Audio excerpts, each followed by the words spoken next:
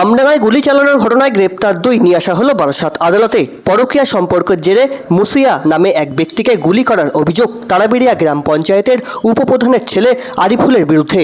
এই ঘটনায় আরিফুল মণ্ডল এবং মুসিয়ার স্ত্রী রুকসানা বিবিকে গ্রেপ্তার করেছে আমডাঙ্গা থানার পুলিশ।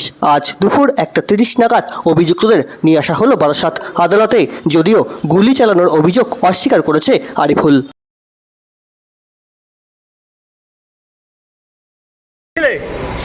হ্যাঁ, আপনার তাহলে ফাঁসানো হয়েছে, তার মানে আগে ফাঁসানো হয়েছে।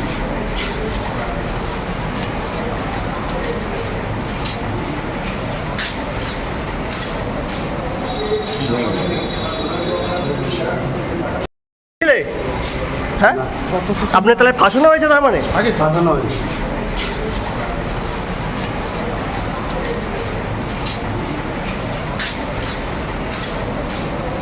কি ধরনের